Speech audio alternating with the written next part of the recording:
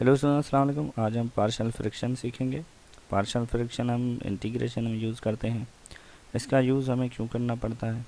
जैसे कि let suppose यहाँ पर ये हमारे पास एक फ्रिक्शन मौजूद है। अगर इस फ्रिक्शन की हम डायरेक्टली इंटीग्रेशन करना चाहेंगे तो वो हम नहीं कर पाते। इसलिए हमने क्या करना होता है कि इसको पार्शियल फ्रिक्शन मतलब इसको चेंज करना होता है एक छोटे छोटे फ्रिक्शन में, जिसकी हम इंटीग्रेशन आराम से कर सकते हैं।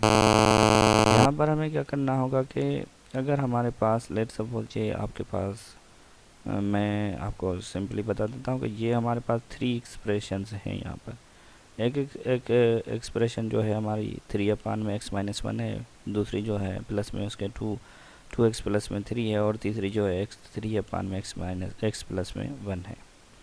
यहाँ पर अगर इस थ्री एक्सप्रेशन को हम कंबाइन करना चाहेंगे, ऐड करना चाहेंगे, तो हमारे पास कुछ इस तरह से ये जो रिज़ल्ट आएगा। अगर हम इनको सिंप्लीफाई करेंगे तो हमारे पास जो फ्रिक्शन आएगा वो मतलब कंबाइंड फ्रिक्शन जो होगा हमारे पास वो ये हो जाएगा। अब ये फ्रिक्शन जो है, इस फ्रिक्शन को हम रिजल्टेंट फ्रिक्शन कहेंगे। ये हमारा रिजल्टेंट फ्रिक्शन है। उसके साथ में जो इसके साथ में मतलब दो जिनसे ये बना है उन फ्रिक्शन को हम मतलब कि एक ये है, दूसरा ये है और तीसरा ये है, तो इन फ्रिक्शन को हम पार्शियल फ्रिक्शन कहेंगे। यहाँ से ही हमारा जो पार्शियल फ्रिक्शन का वर्ड यूज़ हुआ है इस मेथड के लिए, यहाँ से ही इसको हम क्या कहेंगे कि पार्शियल, ये हमारा क्या है कि ये हमारे पार्शियल फ्रिक्शन है। उसके साथ में इसको हम कंपोनेंट भी कह सकते हैं और पार्शियल फ्रिक्शन भी कह सकते हैं। मतलब ये फर्स्ट कंपोनेंट, सेकंड कंपोनेंट और थर्ड कंपोनेंट, तीन कंपोनेंट से हमारे पास ये पार्शियल फ्रिक्शन जो है रिजल्टेंट फ्रिक्शन बना है। अब इस मतलब कि हमें जो गिवन होगा ये नहीं गिवन होगा, हमें जो गिवन होगा, हमें इंटीग्रेशन जिसकी हल करनी है। यहाँ पर एक्सरसाइज जो मैं ये सेकंड ईयर क्लास की मैथमेटिक्स की एक्सरसाइज 6.8 से रिलेटेड मैं आज आपको कुछ समझाऊंगा, उसके प्रॉब्लम भी कुछ हल करके दिखाऊंगा। इसमें क्या करना होगा कि हमने पहले सीखना है कि इसको कैसे हम पार्शियल फ्रिक्शन में चेंज कर सकते हैं। मतलब कि एक फ्रिक्शन जो हमारे पास गिवन है उसके कंपोनेंट हम कैसे बना सकते हैं, उसके पार्शियल फ्रिक्शन हम कैसे बना सकते हैं अगर हमारे पास रिजल्टेंट फ्रिक्शन मौजूद हो तो। अब इसको हमने ब्रेक करना है यहाँ इस टाइप में। अब इससे यहाँ पर फ्रिक्शन के कुछ टाइप होते हैं, जैसे कि इसको हम न्यूमिनेटर कहते हैं। आपको पता ही है कि इसको हम न्यूमिनेटर कहेंगे, तो इसको हम एन एक्स से डिनोट करते हैं, और उसके नीचे जो है डिनोमिनेटर है इसको हम डी एक्स से यहाँ पर डिनोट करेंगे। अब इसके चेंज करने के कुछ रूल हैं कि हम इसको लेट सपोज यहाँ पर ये 3 या फिर 2 या फिर ये हमारे पास नंबर्स, और उसके साथ में इसको फ्रिक्शन में ये कैसे हम इसको आसानी के साथ इसके जो मेथड हैं वो हम आज यहाँ पर सीखेंगे। तो चलो स्टार्ट करते हैं। यहाँ पे लेट सपोज हमारे पास एक फ्रिक्शन है जिसको मैंने यहाँ पर एन एक्स से डिनोट किया है और डी एक्स। अब एन एक्स हमारा ये हो सकता है, मतलब इस टाइप का हो सकता है, और डी एक्स हमारा इस टाइप का भी हो सकता है, मतलब कुछ भी हो सकता है। मतलब उसके में अलजेब्रिक एक्सप्रेशंस होंगी। अब यहाँ पर डिग्री की बात करें, अगर हमारे पास मतलब कि न्यूमिनेटर और डिनोमिनेटर की डिग्री, मतलब इसकी डिग्री हमारे पास लेट सपोज 2 है। यहाँ पर ये जैसे कि यहाँ पर 2 है, इसकी डिग्री हम क्या मानेंगे कि इसकी डिग्री 2 है, और इसको जब हम सिंप्लीफाई करेंगे तो इसकी डिग्री भी हमें पता चल जाएगा कि डिनोमिनेटर की डिग्री आखिर है क्या। अगर न्यूमिनेटर की डिग्री मतलब कि लेस है डिनोमिनेटर की डिग्री से, मैं यहाँ पर डिग्री की बात कर रहा हूँ कि अगर न्यूमिनेटर की डिग्री हमारे पास जो है वो लेस है डिनोमिनेटर की डिग्री से, तो हम इस फ्रिक्शन को, मतलब इस टाइप के फ्रिक्शन को हम क्या कहेंगे कि ये हमारा प्रॉपर फ्रिक्शन है। जैसे कि आपने नंबर्स में सीखा होगा उसी तरह से यहाँ पर भी डिग्री उसी तरीके से आप समझेंगे। ये हमारा क्या कहलाएगा, प्रॉपर फ्रिक्शन। अगर हमारे पास मतलब कि न्यूमिनेटर की डिग्री जो है और वो हमारे पास ग्रेटर है डिनोमिनेटर से, तो ये हमारा फ्रिक्शन जो कहलाया जाएगा उस फ्रिक्शन को हम कहेंगे इम्प्रॉपर फ्रिक्शन। अब हमारे पास इम्प्रॉपर फ्रिक्शन हो या फिर अगर हमारे पास दो कंडीशंस हैं, एक ये कि न्यूमिनेटर की डिग्री मतलब कि ये इक्वल हो या फिर इससे ग्रेटर हो, डिनोमिनेटर की डिग्री से। तो हमारे पास दो मतलब कि मेथड जो है इसको इस मतलब के पार्शियल करने का मतलब कि इस टाइप के फ्रिक्शन को पार्शियल फ्रिक्शन में चेंज करने का जो तरीका है वो कुछ हम यूज़ करेंगे। उसके लिए सबसे पहले क्या होगा कि हमें जो गिवन फ्रिक्शन होगा, लेट्स सपोज कोई भी फ्रिक्शन है, उसमें डिनोमिनेटर है, न्यूमिनेटर है, एन एक्स है, मतलब कि डी एक्स है, तो उसको हम इक्वल लिखेंगे क्यू एक्स। अब क्या आपको समझाता हूँ कि क्यू एक्स आखिर क्या। आपने किसी भी मतलब अलजेब्रिक एक्सप्रेशन को किसी भी अलजेब्रिक एक्सप्रेशन, लेट्स सपोज हमारे पास एक्स क्यूब है और यहाँ पर जैसे ये डिनोमिनेटर है, सॉरी ये न्यूमिनेटर है, और यहाँ पर हमारा एक्स स्क्वायर है। अब हमने क्या करना होगा कि इससे इसको डिवाइड करना होगा। तो हम सिंपली इसको क्या करेंगे कि यहाँ पर डिवीजन करते हैं, जैसे कि हम डिवीजन करते आए हैं। तो यहाँ पर मैं एक्स स्क्वायर लिख लेता हूँ और यहाँ पर एक्स क्यूब। अब एक्स क्यूब को एक्स स्क्वायर के साथ में क्या मल्टीप्लाई करना चाहिए कि यहाँ पर एक्स जो है हमारे पास जो नंबर है वो बन जाए, मतलब कि एक्स क्यूब बन जाए। तो यहाँ पर हमें एक्स रखना होगा, एक्स ये एक्स स्क्वायर से मल्टीप्लाई करेंगे तो यहाँ पर एक्स क्यूब हो जाएगा, और जब हम माइनस करेंगे यहाँ पर हमारी ज़ीरो आएगी। अब ये जो ज़ीरो है हमारा, इसको कहेंगे हम आर एक्स, और ये हमारा वैसे यहाँ पर आर एक्स कोई ना कोई हमारा नंबर आएगा। ये तो सिंपली मैंने आपको समझाने के लिए एक छोटा सा एग्जांपल लिया, जिसके मैं आपको बता सकूँगा क्वेश्चन क्या है, रिमाइंडर क्या है, डिनोमिनेटर क्या है, वो यहाँ से हम सीखेंगे। तो हमने यहाँ पर ये जो x है ये हमारा मतलब कि क्यू एक्स है, इसको हम क्या कहेंगे, ये हमारा क्यू एक्स है। तो हम इसको क्या कहेंगे कि ये हमारा क्वोशंट है क्यू एक्स, जिसको हम क्यू एक्स से मतलब x यहाँ पर क्या शो कर रहा है कि जो भी हमारे पास एक्सप्रेशन है उसमें जो वेरिएबल है वो हमारा x है। यहाँ पर क्यू वाई भी हम लिख सकते हैं, क्यू जेड भी। अगर हमारी एक्सप्रेशन है उसमें जो वेरिएबल होगा उसके रिस्पेक्ट में हम यहाँ पर इसको शो करेंगे। यहाँ पर भी x है तो उसके जी खैर आप समझ गए कि मैं मेरा कहने का मतलब क्या है। तो इसको हम क्या कहेंगे, ये हमारा जो है क्यू एक्स है, इसको हम क्वेश्चन कहेंगे, और इसको हम कहेंगे डी एक्स, ये हमारा डिनोमिनेटर है। इसी को इस मतलब कि जब हम यहाँ पर अगर मैं नंबर के थ्रू आपको समझाना चाहूँ कि हमारे पास लेट्स सपोज 8 डिवाइडेड बाय 2 है, या फिर 8 डिवाइडेड सॉरी 9 डिवाइडेड 2 है, 9 डिवाइडेड बाय चलो 4 कर लेते हैं। तो हम जैसे कि यहाँ पर 9 को डिवाइड करेंगे 4 से, तो 4 का टेबल हमारे पास यहाँ इस पर 2 मरतबा जाएगा तो हमारे पास 1 आ जाएगा।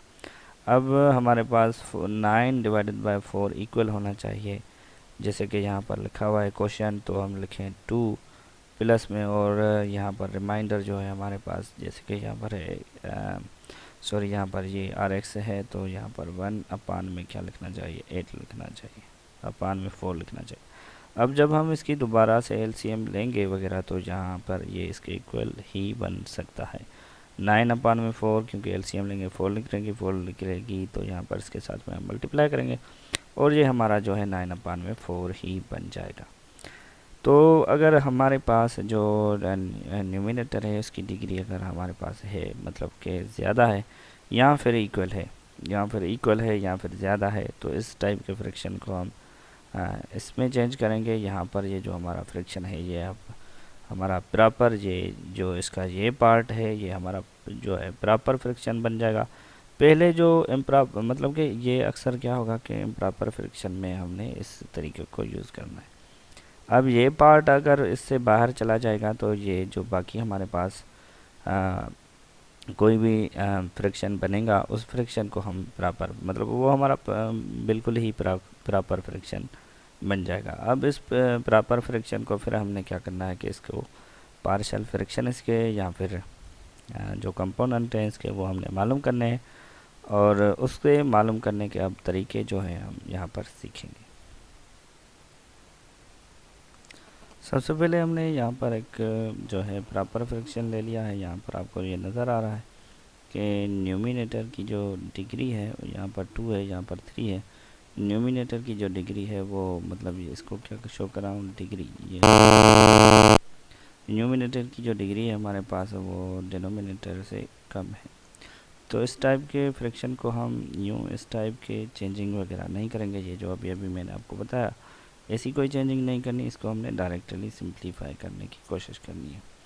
तो यहाँ पर ये जो है एक्स स्क्वायर अगर मैं लिखूँ प्लस में 2x लिखना होगा प्लस में 3, और यहाँ पर अगर नीचे आ जाएं तो हमारे पास ये जो है कॉमन है, तो x यहाँ से मैं कॉमन ले लूँगा तो हमारे पास एक्स स्क्वायर माइनस में 1 बाकी रहेगा।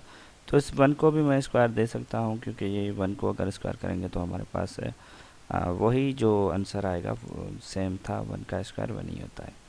तो इसको एक्स स्क्वायर प्लस में 2x प्लस में 3 और इसके अपान में हम लिखेंगे कुछ यूँ के जैसे कि आपको ये x यहाँ पर लिखूँ मैं, और यहाँ पर x माइनस में 1 और x प्लस में 1 भी मैं लिख सकता हूँ, क्योंकि यहाँ पर अगर मैं ये फार्मूला यूज़ करूँ तो मैं यहाँ पर कर सकता हूँ, जैसे कि a माइनस में b और a प्लस में b इज़ इक्वल टू होता है a स्क्वायर प्लस में सॉरी माइनस में b स्क्वायर। तो यहाँ पर ये मैंने फार्मूला यूज़ किया है, इसी फार्मूले की हेल्प से अब यहाँ पर हम हल करेंगे। अब इसके पार्शियल फ्रैक्शन हम कैसे मालूम करें, तो इसके पार्शियल फ्रैक्शन मैंने यहाँ पर इससे आगे जो करना है इसको यहाँ पर लिख लेते हैं एक्स स्क्वायर प्लस में 2x प्लस में 3 और इसके अपान में हमारा। अब यहाँ पर इस है कि अगर हमारे पास जैसे कि दूसरे फ्रैक्शन भी हमारे पास आएंगे, यहाँ पर कुछ ऐसे होंगे कि इनकी डिग्री यहाँ पर ये देखो तो ये भी हमारा लीनियर है, x की डिग्री 1 है, यहाँ पर भी x की डिग्री 1 है और यहाँ पर भी x की डिग्री 1 है।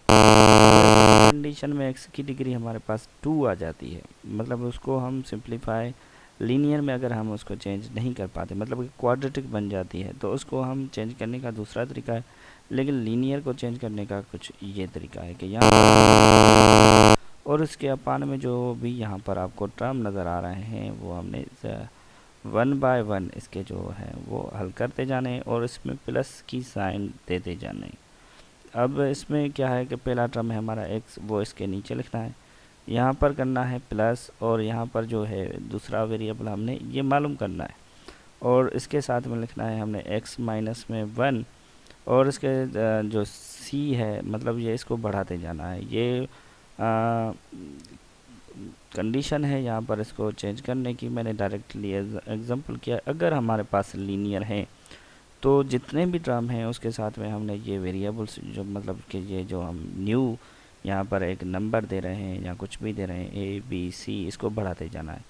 जितने भी यहाँ पर होंगे टर्म्स होंगे, यहाँ पर रूट होंगे, मतलब कि कुछ भी होंगे, जितने भी हम इनको ब्रेक कर पाते हैं। अगर हमारे पास 5 हैं तो हम a b c up to 5 तक चले जाएंगे। अगर हमारे पास a b c मतलब इसको अगर हम चेंज करना चाहें अप टू n तक तो हम n तक भी कर सकते हैं। तो यहाँ पर x प्लस में 1 है, अगर इससे आगे भी होते तो भी मैं इसके आगे ये मतलब a b c के बाद d देता, यहाँ पर d के बाद e फिर f फिर g फिर h, ऐसे कंटिन्यू मैं इसको बढ़ाते चला जाता।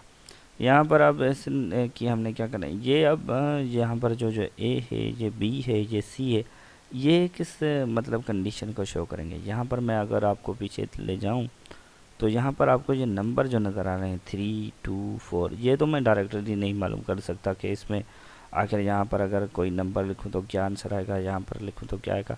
इसी नंबर्स को मालूम करने के लिए पहले हम यहाँ पर क्या लिखेंगे कि a लिखेंगे, b लिखेंगे, c लिखेंगे, उसके बाद में हम इनकी वैल्यूज़ मालूम करेंगे। यहाँ से इसकी हेल्प से वो वैल्यू यहाँ पर हम पुट करेंगे तो हमारा ये एक पार्शियल फ्रैक्शन बन जाएगा। इस पार्शियल फ्रैक्शन का ये जो आपको यहाँ पर नज़र आ रहा है, ये इसका जो है रिजल्टेंट मतलब जो है फ्रैक्शन है, ये हम आपको नज़र है और ये इसके पार्शियल फ्रैक्शन है। पार्शियल फ्रैक्शन में अब कमी हमारे पास कौन सी है कि a का वैल्यू मालूम करना है, b का और c का। यही हमारा जो a b c का काम है, यही करता है कि यहाँ पर जो अननोन नंबर्स हैं वो हमें पता नहीं, वो इसकी हेल्प से हम मालूम करेंगे, वो फिर यहाँ पर पुट करेंगे। अगर मैं यहाँ से LCM लेना चाहूँ तो इसकी LCM में मतलब कि x माइनस में 1 x प्लस में 2 ले सकता हूँ। तो यहाँ पर ये जो है सेमी लिख लेते हैं यहाँ पर हम लिखेंगे एक्स स्क्वायर और मतलब कि जो टर्म था हमारा वो मैंने सेम यहाँ पर लिखा हुआ है। अब इसकी अगर एलसीएम लेना चाहेंगे तो ये लिखेंगे यहाँ पर।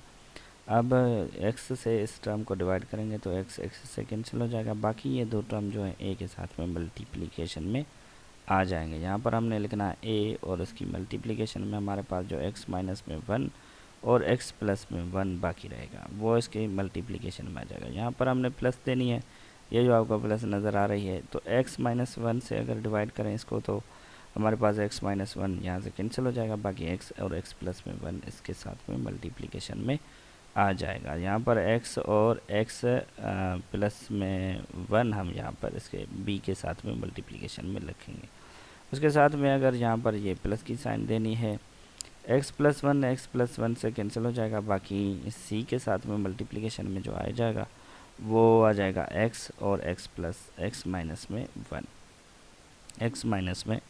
1 ये हमने लिखना है यहाँ पर। ये आपको x नज़र आ रहा है। और इसको अब क्या है ना कि यहाँ पर मैं इसको कैंसिल भी कर सकता हूँ। कैसे कैंसिल कर सकता हूँ?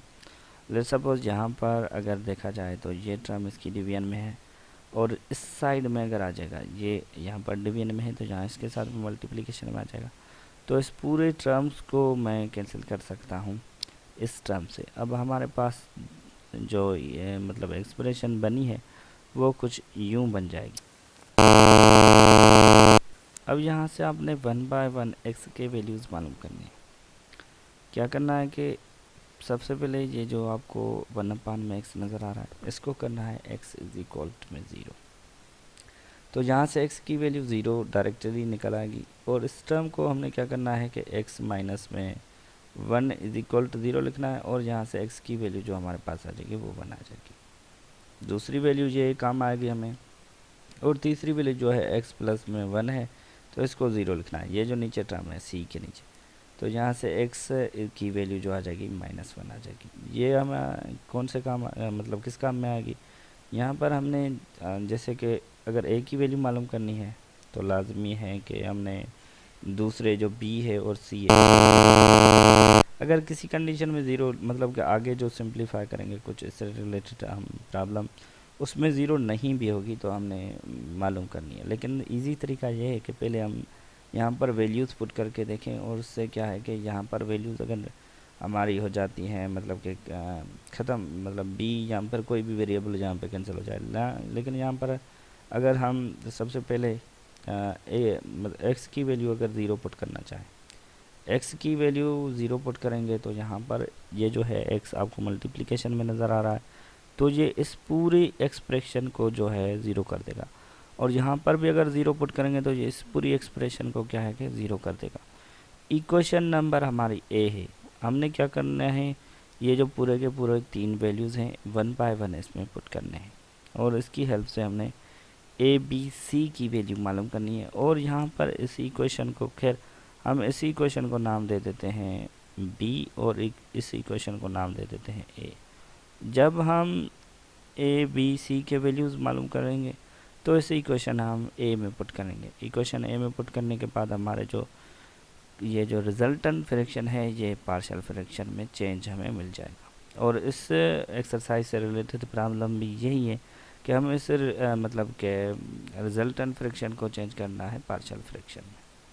तो यहाँ पर अगर हम x की वैल्यू पुट करेंगे 0 नाउ, क्योंकि मैं यहाँ पर लिख लेता हूँ इक्वेशन b में अगर हम x की वैल्यू 0 पुट करेंगे, अगर मैं यहाँ 0 इसके साथ मल्टीप्लाई करूँ तो ये 0 हो जाएगा, ये भी हमारा 0 हो जाएगा। लेकिन यहाँ पर अगर x की वैल्यू 0 पुट करूँगा तो ये भी 0 हो जाएगा और यहाँ पर अगर x की वैल्यू 0 पुट करूँगा तो ये भी हमारा 0 हो जाएगा।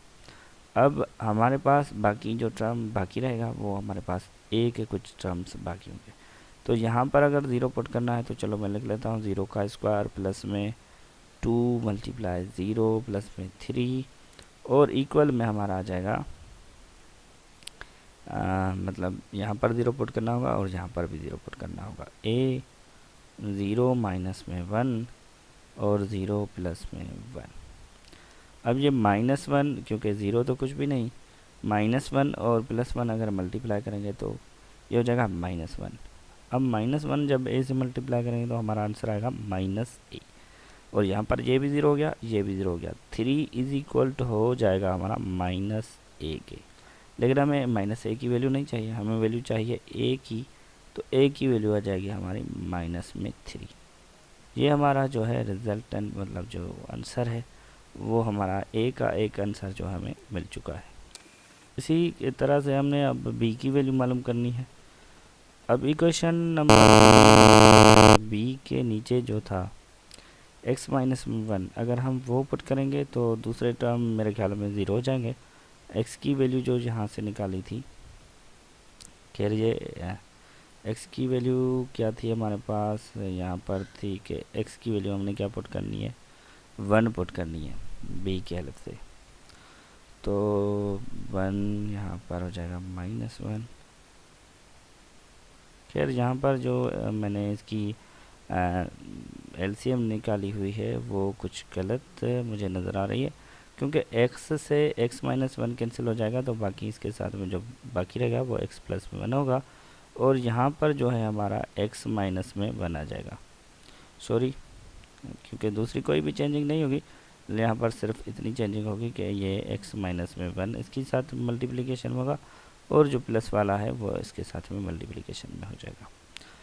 तो इसी तरह से यहाँ पर जब हम x की वैल्यू 1 पुट करेंगे तो दूसरे टर्म जो है a है या फिर b है तो वो हमारे हो जाएंगे कैंसिल। तो मैं यहाँ पर लिख लेता हूँ, इक्वेशन b में हम x की वैल्यू 1 पुट करेंगे तो यहाँ पर भी 1 पुट करना होगा यहाँ पर, और इसके साथ में तो है ही नहीं x, तो यह हमारा हो जाएगा 1 का स्क्वायर प्लस में 2 मल्टीप्लाई 1 प्लस में 3, और इज इक्वल टू में हमारा हो जाएगा, यहाँ पर अगर देखो मैं 1 पुट करता हूँ तो ये हो जाएगा 1 माइनस में 1, तो यह हो जाएगा हमारा 0। अगर 0 इस पूरे टर्म के साथ में मल्टीप्लिकेशन में आ जाता है तो ये हमारी जो मतलब a के साथ में जो भी एक्सप्रेशन है वो हो जाएगी हमारी 0। तो मैं डायरेक्टली यहाँ पर 0 लिख लेता हूँ।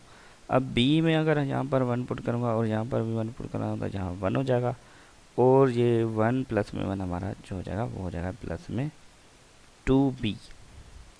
इसी तरह यहाँ से अगर मैं 1 पुट करूँगा तो यहाँ पर तो 1 पुट कर सकता हूँ, लेकिन यहाँ पर जो हो जाएगा वो हो जाएगा 1 माइनस में 1, 1 माइनस में 1 हो जाएगा 0। अगर यहाँ पर 0 बन जाता है तो इस c की पूरी एक्सप्रेशन को जो है ये 0 कर देगा। तो इसको हमने 0 डायरेक्टली यहाँ पर लिख लेना है। अब b की वैल्यू यहाँ से हमें मालूम कर सकते हैं आसानी से, 1 और 2 और 3, ये हो जाएगा हमारा 6 इज इक्वल टू हमारा 2b।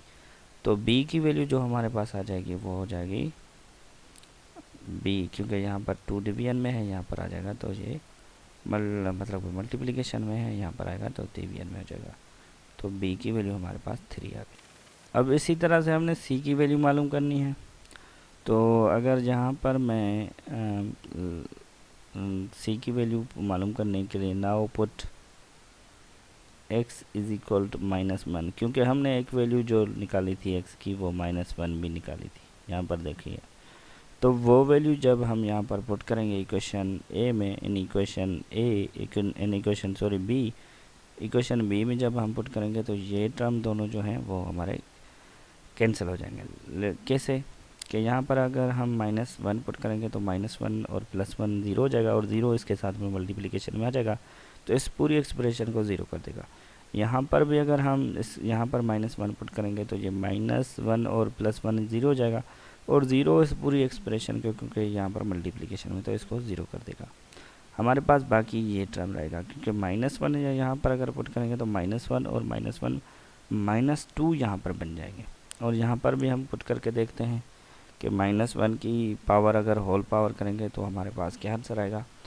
तो -1 होल पावर प्लस में 2 -1 प्लस में 3 इज इक्वल टू में a का टर्म तो 0 हो जाएगा, हम इसको 0 लिख लेते हैं। b का टर्म भी 0 हो जाएगा, इसको हम b वाला टर्म जो एक्सप्रेशन है वो 0 हो जाएगा। और जो c है उसके साथ में हम यहाँ पर -1 और माइनस में 2 यहाँ इसके साथ में मल्टीप्लिकेशन, क्योंकि यहाँ पर -1 -2 हो जाएगा, माइनस इंटू माइनस हमारा प्लस हो जाएगा। तो यहाँ पर क्या होगा कि यह हो जाएगा 1 माइनस में 2 प्लस में 3 इज इक्वल टू में हमारा हो जाएगा ये -2c। 2c और ये हमारा यहाँ पर क्या होगा कि इज इक्वल में 1 प्लस में 4 तो ये हमारे पास 2 बाकी रहेगा क्योंकि माइनस का 2 इससे कैंसिल हो जाएगा। और ये 2c की वैल्यू जो हम यहाँ से निकाल पाएंगे वो हमारी आ जाएगी c इज इक्वल हो जाएगा 1 के। अब यहाँ पर हमें 4 मतलब जो वेरिएबल थे 3 वेरिएबल थे उनकी वैल्यूज़ हमने यहाँ पर निकाल ली हैं। वो वैल्यू जो है हमने अब इक्वेशन नंबर क्या है कि इक्वेशन नंबर ए में पुट करनी है और इसके जो पार्शियल फ्रैक्शन है जो इसके कंपोनेंट हैं जहाँ इसके पार्शियल फ्रैक्शन है वो रिजल्टेंट फ्रैक्शन के हमने मालूम करनी है। नाउ इक्वेशन ए में हम ए बी सी के वैल्यू मालूम यहाँ पर पुट करेंगे। पुट कहाँ पर करने हैं हमने यहाँ पर करने हैं। अगर यहाँ पर देखो मैं यहाँ पर डायरेक्टली कर लेता हूँ, आपने दोबारा लिख लें। ए की वैल्यू हमारे पास आई है, ये आपको नज़र आ रही है -3, तो हमने यहाँ पर लिखना है -3। और बी की वैल्यू हमारे पास आई है, क्या आई है कि बी की वैल्यू हमारे पास 3 आई है, तो हमने यहाँ पर डायरेक्टली 3 लिख लेना है। और सी की वैल्यू जो हमारे पास आई है वो आई है 1। अब ये हमने वो नंबर्स मालूम कर लिए जो यहाँ पर इनविजिबल थे और इसी को हम पार्शियल फ्रैक्शन कहेंगे। सबसे पहला मेथड तो ये था, तो आप इतना प्रैक्टिस कीजिए। इससे रिलेटेड आपको कुछ प्रॉब्लम भी करवाऊँगा।